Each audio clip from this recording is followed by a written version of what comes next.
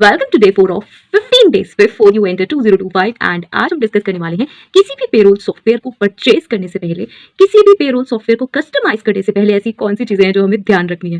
तो सबसे पहले आ जाता है ईज ऑफ यूज। अरे भाई, यूज करने में ही अगर इजी नहीं होगा तो ऐसे सॉफ्टवेयर का क्या फायदा।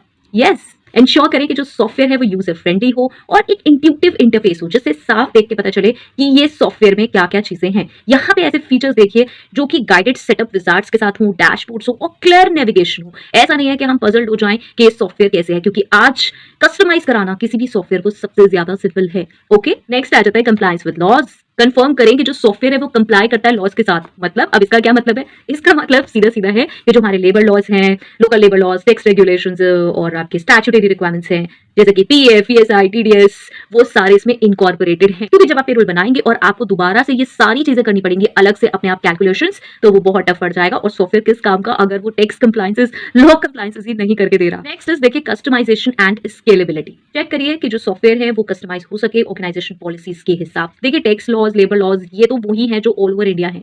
यस, स्टेट वाइज डिफर करते हैं, लेकिन जो हमारी लीव पॉलिसी है, अटेंडेंस पॉलिसी है और भी कुछ भी पॉलिसीज हैं, वो पॉलिसीज हमारी कंपनी के अकॉर्डिंग होंगी। उसमें कुछ भी माइनर डिफरेंसेस हो सकते हैं, तो वो सारी कस्टमाइज करने के लिए हमें एक ऐसा सॉफ्टवेयर चाहिए जो कि कस्टमाइज सॉफ्टवेयर हो, जिसमें हम चेंजेस कर सके। नेक्स्ट करें इंश्योर स्केलेबिलिटी, जिससे कि अकोमोडेट कर सके हम बिजनेस ग्रोथ को। इंटीग्रेशन कैपेबिलिटीज होनी बहुत जरूरी है। देखिए यहाँ पर क्या है, ये जो एग्जिस्टिंग एचआर सिस्टम्स है ना, वो कभी भी चेंज हो सकते हैं। आपने चेंजेस उनमें चेंजेस कर सकते हैं, तो look for integration options with existing HR systems जो एग्जिस्टिंग है, और accounting software and time tracking tools. ठीक है, तो ये सारी चीजों से हम इसे इंटीग्रेट कर पाएंगे। Next is automation features. Ensure करें कि वो ऑटोमेट कर पाए रिपीटेटिव टास्क को, लाइक सैलरी कैलकुलेशंस हैं, टैक्स डिडक्शंस हैं, पे स्लिप जनरेशन है एंड कंप्लायंस फाइलिंग्स। ओके, ये ऑटोमेटेड होने चाहिए, ये अपने आप हो जाने चाहिए। ऐसा ना हो कि इनकी कैलकुलेशंस आप मैनुअली कर रहे हैं। अब आप हो सकता है इसको उससे रिलेट करो जहां पे मैंने कहा कि लॉज सारे इनकॉर्पोरेट होने चाहिए, और यहाँ पे भी यही बात होगी। नहीं, यहाँ पे मैं बात कर रही हूँ कि कंप्लीट जो प्रोसेस है वो ऑटोमेटेड होना चाहिए। वहां पे हम स्पेसिफिकली लॉज की बात कर रहे थे कि वो जो हमारे लॉज में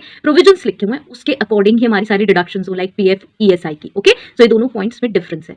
next, data security. Yes, obviously confirm करें कि जो सॉफ्टवेयर है वो रोबोस्ट डेटा प्रोटेक्शन मेजर्स के साथ हो, लाइक हमारा जैसे इंक्रिप्शन है, मल्टी फैक्टर ऑथेंटिकेशन है, कंप्लायंसेस होनी चाहिए, अदर डेटा सिक्योरिटी स्टैंडर्ड्स भी होने चाहिए जो कि स्पेसिफिकली सॉफ्टवेयर में मेंशन हो। एम्प्लॉय सेल्फ सर्विस, यस, बहुत इंपॉर्टेंट है कि एम्प्लॉयज उसे प्रॉपरली खुद से एक्सेस कर पाएं, नॉर्मल पे स्लिप्स के लिए, नॉर्मल अपने टैक्स डिडक्शंस को देखने के लिए। यस, उन्हें लॉगिन आईडी पासवर्ड्स आप दे देंगे तो वो अपने आप से एक्सेस कर सकते हैं। अदरवाइज एम्प्लॉय के माइंड में कहीं ना कहीं थोड़ा सा डिसैटिस्फैक्शन रहता है कि पता नहीं क्या वर्किंग हो रही है क्या नहीं। जब सारी वर्किंग एक्यूरेट है, आप एज पर लॉज कर रहे हैं, सब चीजें ट्रांसपेरेंट है, तो क्यों ना प्रॉपर एम्प्लॉय को ये फैसिलिटी मिले सॉफ्टवेयर से। तो यस, एम्प्लॉयज एक्सेस कर सकें अपनी pay slips, tax forms, personal details उस पोर्टल से, और या फिर जो भी ऐप उसके साथ अटैच होगा। नेक्स्ट